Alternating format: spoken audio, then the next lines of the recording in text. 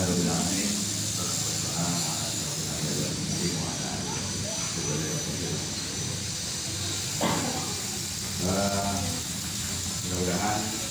hari ini hari yang baik ya untuk kita semua bisa berbagi. Jadi kalau tadi Bu Dia bilang saya banyak pengalaman, saya pernah pengalaman salah juga. Pernah ngelola keuangan salah, ngurusin uang orang di bank, uang sendiri nggak boleh diurusin. Jadi saya pernah begini. Jadi saya pernah begitu juga Bapak Ibu. Jadi apa namanya, gajian kurang, utang, lunasnya kalau dapat bonus dapat THR. Ntar tahun depan begitu lagi. Pernah juga melewati sama ya, pernah melewati masa-masa itu juga begitu ya, sampai akhirnya sadar gitu, sadar kok kayak gini terus ya, hidup ini kayak ada yang salah nih sama kita gitu ya. Itu pengalaman pribadi, makanya yang saya mau share itu pengalaman pribadi.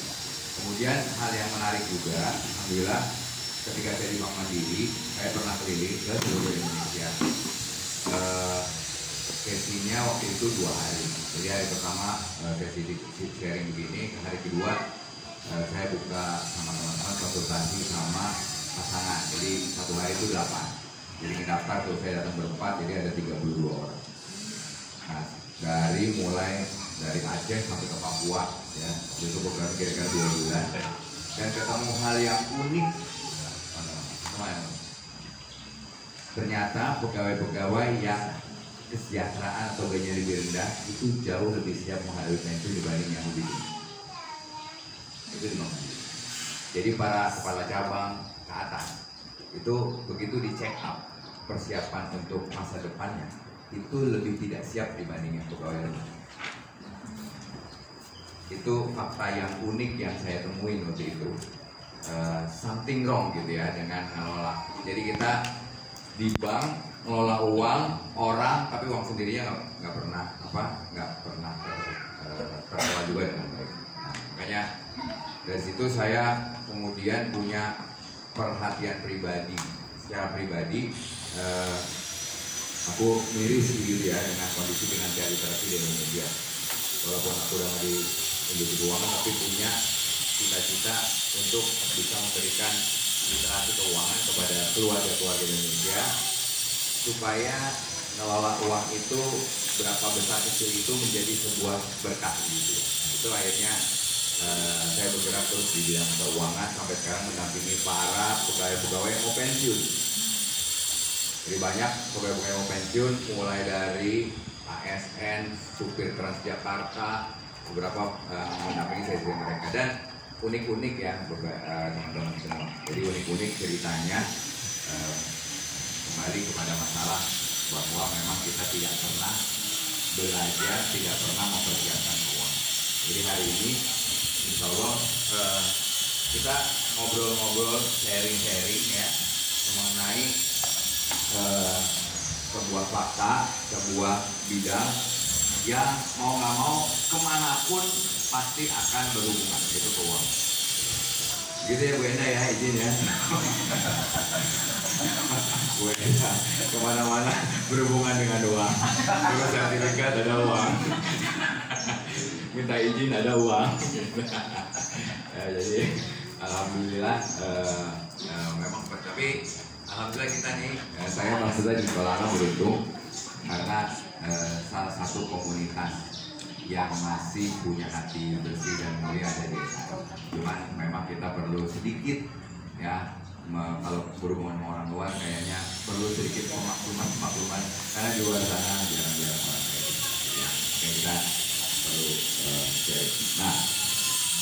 Nah, ini fakta ya teman-teman, fakta yang menarik yang ada di Indonesia nih ya. Pinjol. Teman-teman, kalau di HP suka ada tawaran-tawaran ya tuh, rupiah cepat, atau segala macam gitu ya, gitu kan? Diklik ya? Oh, paham. Oke. Soalnya teman-teman ini klik semua nih 42 tuh. Kalau 2% korbannya guru. Jadi pinjol ini korbannya paling banyak guru. Ya. Yang kedua korban PHK. Nah ini korban PHK termasuk yang pensiun.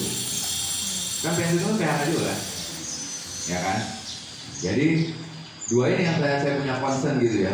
Oh ternyata memang literasi keuangan Indonesia itu rendah gitu ya. Kita perlu tingkatkan gitu. Nah guru. Saya berharap teman-teman di sekolah alam nggak kejadian kayak gitu. Ya. Apakah mereka punya pengetahuan mengenai bagaimana cara hidup yang baik? Guru-guru kira-kira punya. Oh jadi korban pinjol. Ya. Nah, mungkin nggak cukup gitu. Apa-apa mahal. Nggak cukup hidup gitu kan. Ya teman-teman mungkin gaji 2 juta, 3 juta, 4 juta gitu. Nggak cukup ya. Emang gaji 50 juta udah cukup? Nggak juga. Nggak juga, nggak cukup juga yang gaji 50 juta gitu. Yang 100 juta nggak cukup juga. Yang udah punya duit 5 miliar nggak cukup juga gitu. Jadi cukupnya yang mana yang ukurnya gitu ya. Nah, itu satu hal yang perlu kita jadikan perhatian. Perhatian begini. Ini teman-teman tahu Pak Dile kan ya? Pak Dile kan pemeran Engkong. Itu ya, di Sidul. Kira-kira banyak duitnya? Banyak. Banyak duit. Tapi hari tuanya gimana hidupnya? Hari tuanya hidupnya dia di sebuah rumah kontrakan di pinggir sungai. Orang banyak duit. Tapi dia nggak bisa ngelola uangnya, tapi hari tuanya bisa. Ya. Satu lagi nih. Kalau Pak Bolot masuk nggak? Mantap. Kontrakannya 142. Gitu ya, punya ini segala macam gitu ya. Dia punya aset produktif yang banyak. Sama kan sama Pak Tile sama Pak Bolot. Sama-sama punya duit, tapi endingnya beda. Ya. Jadi bukan cuma masalah berapa uang yang masuk, tapi bagaimana kita mengelola. Ya, jadi makanya hari ini kita akan diskusi banyak di situ. Terus gimana dong dengan kita? Mereka kan pada punya duit ya. Kita gaji-gaji itu bisa langsung nggak ya?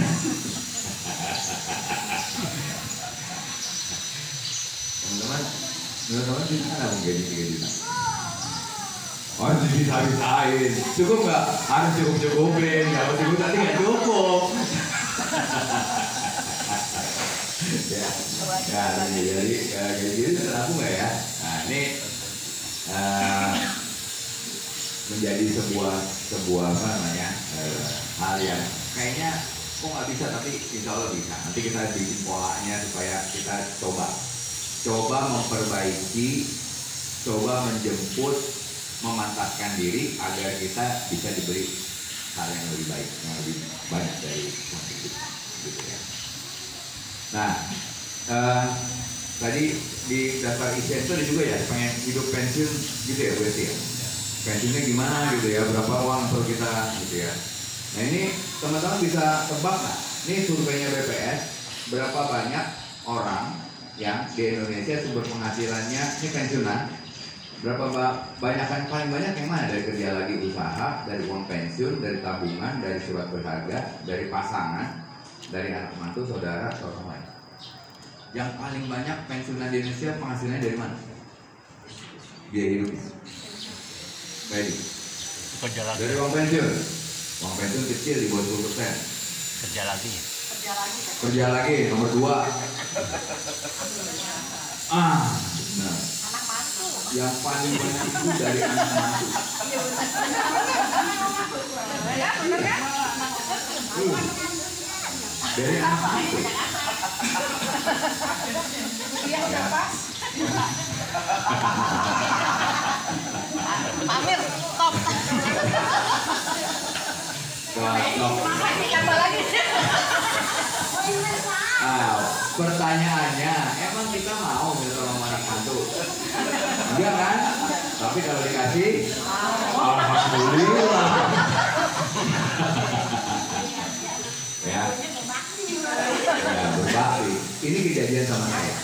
Ya, almarhum bapak saya itu nggak punya penghasilan. Jadi kami bertiga, saya serta saudara memberikan uang bulanan gitu ya. itu dulu pegawai swasta, kena PHK, terus coba usaha, rumah di Cilandak, di jaminan, usahanya gagal, disita Pak. Terus ada sisa uang beli rumah di Depok. Jadi saya pindah tahun 97-98 ke Depok, pasti rumah bukan? Pindah ke Depok, kemudian udah dari situ berat mau usaha lagi, sempat buka bubur ayam sama nasi goreng di jalan rumah sakit Fatmawati dulu. Nah, bapak ibu saya malam-malam bantuin gitu untuk apa, dorongin gerobak gitu kan. Sampai akhirnya saya mulai kerja, udah Pak nggak usah kerja lagi, biar kita aja yang bantu gitu. Sampai pindah ke Cirebon gitu kan. Nah, terus di Cirebon itu waktu almarhum ibu saya meninggal tahun 2005, setelah itu bapak saya tinggal sendiri, 2,5 juta sebulan di Cirebon, hidup sendiri cukup kan? Cukup harusnya, tapi nggak tahu Pak, ya kayak gitu aja Pak. Gitu kan? Gue tau Pak, banyak kondangan nih, gitu.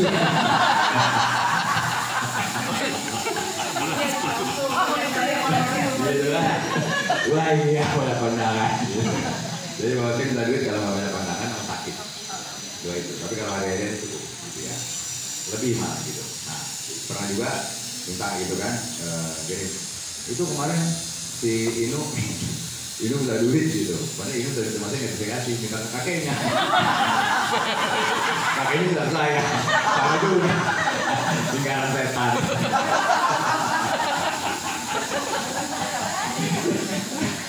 Nah jadi ceritanya begitu dulu, itu anakmu minta uang gitu kemarin. Bapak dikasih, kasihan gitu. Saya udah jadi kakek sih dulu deh.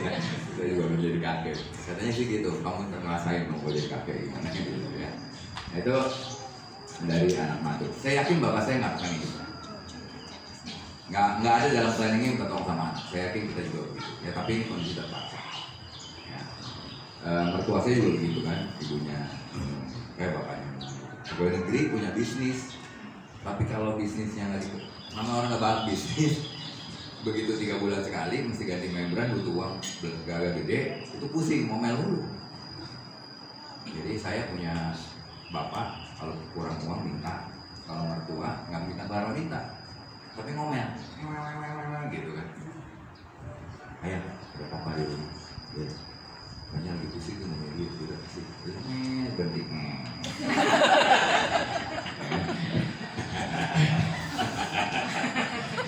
Jadi kalau teman-teman mau minta tolong sama anak, pilih ada 2 cara. Cara jujur atau cara ngomel.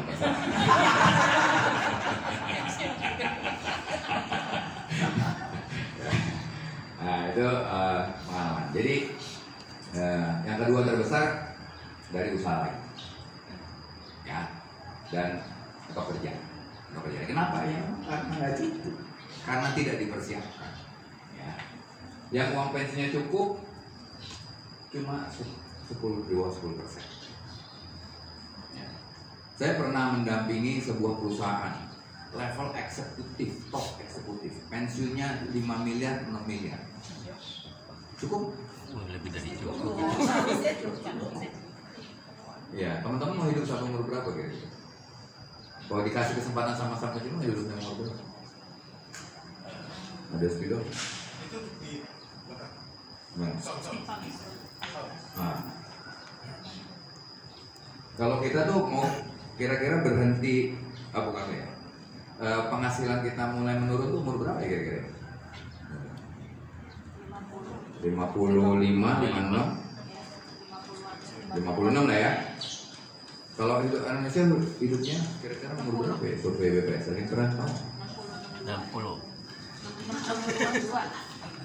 Perempuan itu 73, laki-laki 69.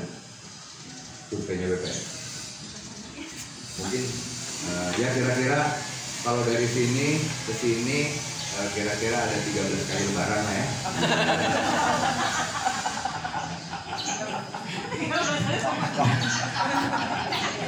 Ya. Tapi mungkin sekarang agak panjang ya, mungkin ya. Umur orang Indonesia sekarang makin bagus ya. Nah sekarang kalau ke 70 aja ya teman-teman, kan ini 14 tahun ya. Gede ya, 14 tahun. Nah, tadi tuh yang top eksekutif saya tanya biaya hidup per bulannya berapa pensiun? 50 juta. Sebulan. Gila. Pensiun tuh. Pensiun 50 juta. Gitu kan. Iya Pak. Buat bayar pembantu 2. Tukang kebun 1. Supir 1. Itu aja udah 14-15 juta. Listrik. Jadi 20 juta baru buat bayar rumah. Mobil 2. 1 cc 2400. Oke Bu, 40 juta. Yakin ya? Yakin. Berarti kali 12 ya Bu setahun gitu kan? 600 juta. Nah, berarti Ibu tadi mungkin sampai umur berapa? Sampai umur 80 katanya. Berarti kan ini kalau 80 24 tahun. Ya kan? 600 juta kali 24 Bu gitu. Jadi harus ada 14 miliar. Ibu punya duit nggak? Udah banget Pak gitu. Pensiunnya 6 miliar. Jadi gimana Bu kalau duitnya 6 miliar tuh? Ya umur pendekin aja Bu.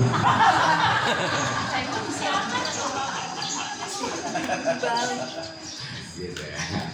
Nah ini yang akan kejadian, maksudnya kita semua akan kesini kan, gitu ya. Jadi orang yang punya uang besar dan yang punya uang kecil sama-sama putih, gitu, sama-sama putih. Jadi kenapa orang akhirnya harus kerja lagi usaha ya? Karena tidak dipersiapkan. Makanya kalau masih punya waktu, yang muda-muda alhamdulillah. Yang masih muda punya kesempatan yang jauh lebih ringan nanti. Nah, saya juga termasuk terlambat. Saya baru tahu konsep ini sekitar tahun 2006-2007. Ketika pulang dari sekolah S2, alhamdulillah sekolah S2 ada manfaatnya juga buat saya. Gitu. 2007 ya kan, married tahun 99, jadi lalu 99 saya menikah, sambil itu 8 tahun, keuangan berantakan. Ya. Jadi itu, jadi ini, jadi ya ini kejadian ya, bahwa mudah-mudahan kita semua nanti bisa memperbaikinya.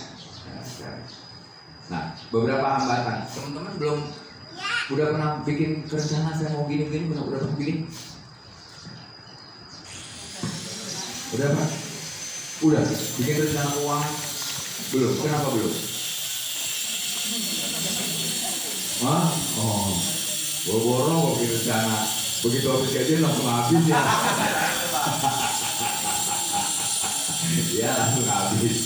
Jadi ada langsung merasa dana diri kita rasa terbatas. Jadi gimana mau diatur orang terbatas gitu kan? Yang utama. Jadi ada juga yang bingung mau dari mana ya gitu. Ya. Kemudian ada juga yang pasangannya nggak mau. Kenapa saya nggak mau? Kita atur, nggak usah diatur. Nikmatin aja hidup, ya kan? Rezeki mau udah ngatur, gitu. Kan gitu, dibilang gitu juga, ya. Nah, gitu, ya. Udah nikmatin aja. Nah ini hambatan-hambatannya. Kemudian perlu nggak sih perencanaan keuangan itu, teman-teman? Perlu, ya. Kenapa perlu? Karena begini. Ekosistem keuangan itu di semua bisnis, di semua kehidupan pribadi itu mendukung. Mendukungnya gini, nggak harus banyak, tapi aktivitas itu perlu support keuangan. Ya, mau besar mau kecil, betul ya. Teman-teman mau nambah teman, perlu naik motor, beli bensin pakai apa? Pakai uang kan? Gitu kan? Gitu ya. Nah, jadi semua perlu uang, walaupun uang bukan segalanya ya, tapi kita emang perlu untuk mengalokasikan mendukung kegiatan kita. Nah sehingga ya kalau memang ini perlu, kita harus tahu dulu apa sih perencanaan keuangan itu. Jadi ini ada definisi yang saya rumuskan ya dulu waktu saya masih di Bank Mandiri bersama teman-teman. Saya bikin pelatihan untuk pegawai. Perencanaan keuangan itu adalah proses mencapai tujuan hidup. Teman punya tujuan hidup, muda boya-boya, tua raya-raya, mati masuk surga. Gitu. Itu Indonesia tujuan hidup. Ya, proses dari tujuan hidup. Nah, proses namanya proses berhenti nggak? Nggak pernah berhenti. Ya, jadi kenapa disebut proses? Karena yang masih sendiri akan berbeda tujuannya dengan yang udah berumah tangga belum punya. Yang udah berumah tangga punya satu berbeda juga dengan yang masih berdua. Makanya proses rencana keuangan itu selalu perlu dikejar sesuai dengan kondisi. Ya, dia proses yang tidak pernah berhenti. Ya. Nah, ini makanya proses mencapai tujuan. Dengan cara apa? Dengan manajemen keuangan secara terencana.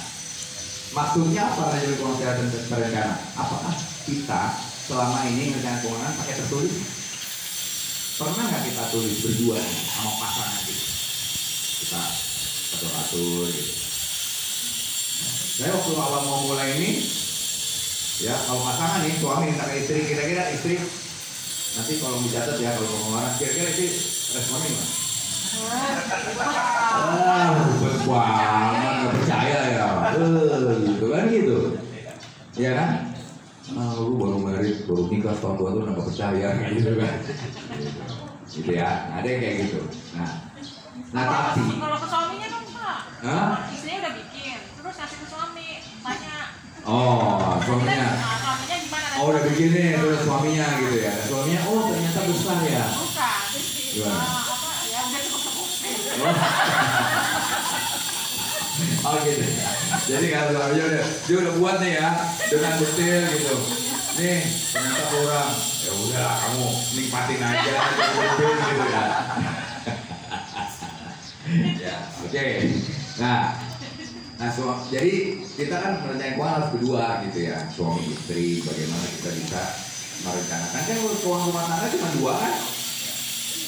Ya, pengeluaran yang disesuaikan. Kalau udah nggak bisa, penghasilannya ditambah, cuma itu doang. Ya kan? Nah, jadi, kalau udah kita lakukan bersama-sama, insya Allah bisa mudah ya. Nah ini jadi proses yang nggak pernah berhenti dan kita buat secara tertulis, kita review supaya kita tahu, oh ternyata, ya. Nah, saya dapat pelajaran penting dari waktu kita memulai menuliskan. Kondangan itu pengeluaran terduga apa tidak terduga? Tidak terduga.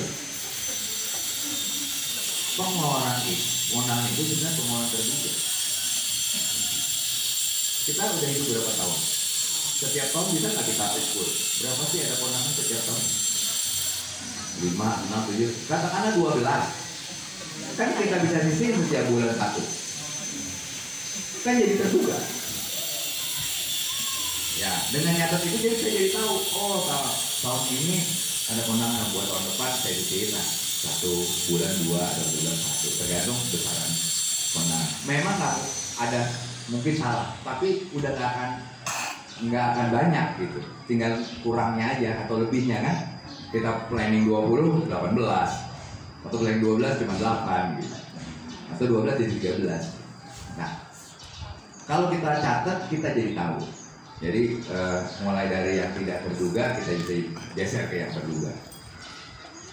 Pajak kendaraan harusnya terduga bisa kita cicil kan harusnya kan, 300.000, 400.000 sebulan, 20-30.000 harusnya bisa kita cicil. Jadi waktu kita memang berpajak udah nggak mendadak lagi. Pajak kendaraan ya. Nah itu yang pengeluaran kayak gitu bisa kita atur tuh teman-teman. Jadi kita tahu gitu, oh per bulan saya ya. Nah di sini tadi disebut tujuan keuangan apa aja sih? Nah, tujuan keuangan itu ya pada dasarnya ada 5 besar ya. Yang pertama proteksi ya. Jadi umur kita nggak tahu ya. Kemudian ada biaya perawatan medis, kehilangan aset ya. Ini sifatnya asuransi. Jadi bagaimana kita memproteksi resiko dari diri kita, resiko personal dari diri kita, gitu ya. Nah ini kita perlu butuh nggak sih asuransi di SI kan ada dana asuransi ya, ya, itu dipakai. Buat apa? Karena memang ada hal-hal yang mendadak, ya. Jadi butuhnya dana asuransi itu ketika kita punya planning dari jalan ke sini mau jalan ke sini ya. Nah di perjalanan kan kita nggak tahu mungkin kan, betul ya. Gimana planning kita bisa pas kita nggak ada tetap nyampe sini. Nah itu peran asuransi. Nah saya pernah salah ikut asuransi. Kenapa? Karena nggak enak sama teman. Jadi teman saya ada yang asuransi, berapa? Yang paling murah preminya? Jadi saya ikut 3 asuransi, uang pertanggungannya 25 jutaan. Nah, 25 juta kalau saya di tengah jalan kenapa-napa, 25 juta kali 3, 75 dikasih ke keluarga saya. 25 juta saya kira buat hidup berapa bulan ya gitu. Nah kira-kira gitu ya kalau asuransi. Kemudian yang kedua, ini penyediaan dana darurat ya untuk penyediaan dana-dana yang diperlukan untuk kebutuhan keluarga kita. Dana darurat, kebutuhan keluarga, pendidikan anak. Teman-teman punya dana darurat? Tahu nggak? Tiba-tiba motor bannya ketusuk paku nggak bisa dipakai lagi, harus diganti. Dana darurat? Dana darurat. Ya, kebutuhan untuk kebutuhan keluarga macam-macam nih kebutuhan keluarga. Ya, mau pergi umroh dan segala macam. Penyediaan dana pendidikan anak, ya. Kalau di FI alhamdulillah nih, guru-guru karyawan kalau ngekolain anaknya berapa? Gratis berapa? 2, gitu ya. Nah, ini kan untuk SD, SMP begitu ya. Tapi nanti buat kuliah, mudah-mudahan SI punya SI University nanti ya. Jadi, tapi kalau enggak kita perlu siapkan gitu ya. Kemudian yang ketiga untuk hari tua ya. Nah yang keempat 5 ini untuk orang-orang yang punya kelebihan harta yang perlu didistribusikan ya. Mungkin bukan di lingkungan kita SAI ya, tapi di luar sana teman-teman itu banyak orang yang meninggal kemudian ahli warisnya berantem punya harta puluhan ratusan miliar, nggak bisa kebaginya ke lawyer karena mereka pakai lawyer bayar gitu ya, kayak lawyernya asetnya nggak bisa dieksekusi. Makanya di teori keuangan ada bagaimana merencanakan distribusi harta, namanya kalau di keuangannya asset planning. Ini ada strategi. Kemudian yang kelima dengan investasi dan properti aset ya. Nah ini tujuan keuangan. Kalau bisa sih kita maksudnya minimum sampai sini lah ya, sampai dana hari tua lah ya. Yang ini kalau ada alhamdulillah ya. Nah untuk bisa mengelola uang baik yang pertama begini ya, yang pertama mindset uangnya harus benar dulu ya. Nah sebelumnya ikut yang sesi sebelumnya siapa aja sih? Pak Edi ikut nggak sebelumnya? Belum ya? Bu Enda ikut ya? Ibu nggak ikut juga ya? Nah apa makna uang buat Bu Indri mau bawanya buat ibu apa masalah? Untuk mencukupi kebutuhan. Pak Edi sama ibu uang apa? Hah? Untuk menjalani kehidupan. Tanpa uang hidup tidak jalan.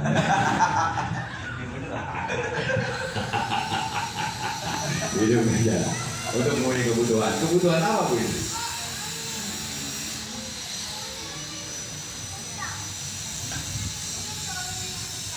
Oh iya benar. Kebutuhan beli krayon.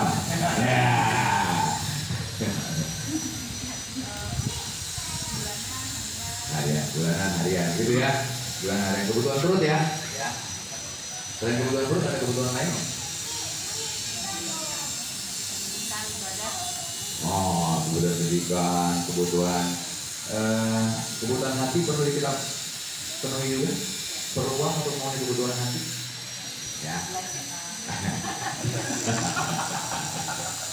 Ya.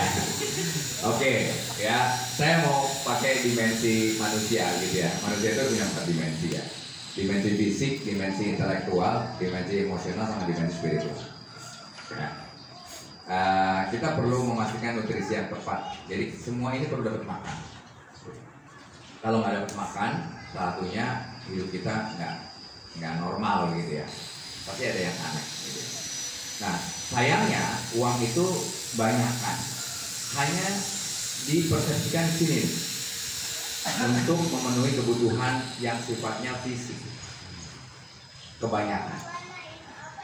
Ya. Tapi bukan DSI ini. Ya. Nah, kalau DSI sih kayaknya semuanya udah oke. Jadi uang itu kita bisa maknai alat untuk memenuhi kebutuhan fisik, untuk memenuhi kebutuhan mental, intelektual, ya, otak. Ini otak. Manusia itu punya kebutuhan untuk bertumbuh ya, begitu ya teman-teman ya. Otak itu perlu makan.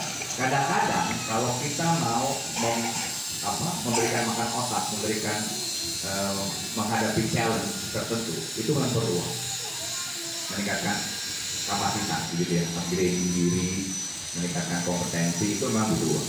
Jadi uang itu untuk kasih makan otak juga, ya.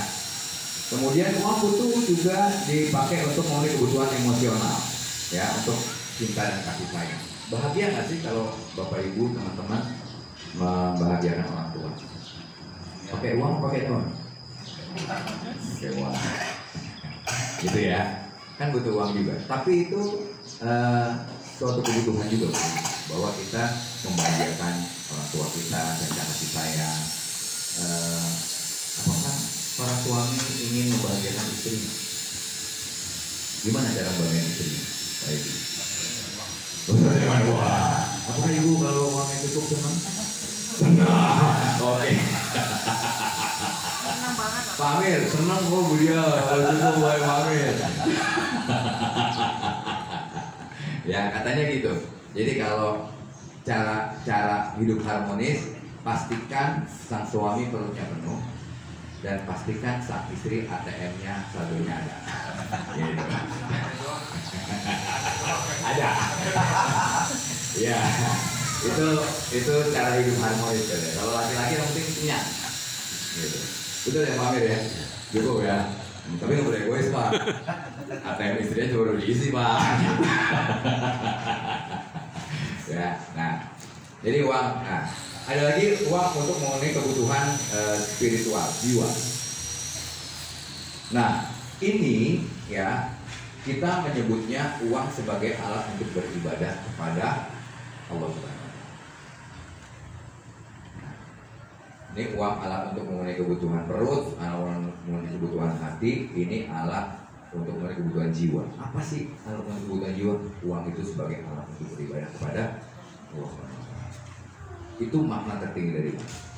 Kalau kita punya makna uang sebagai alat untuk beribadah, kira-kira banyak nggak orang yang terjerumus judi online? Kenapa judi online begitu subur?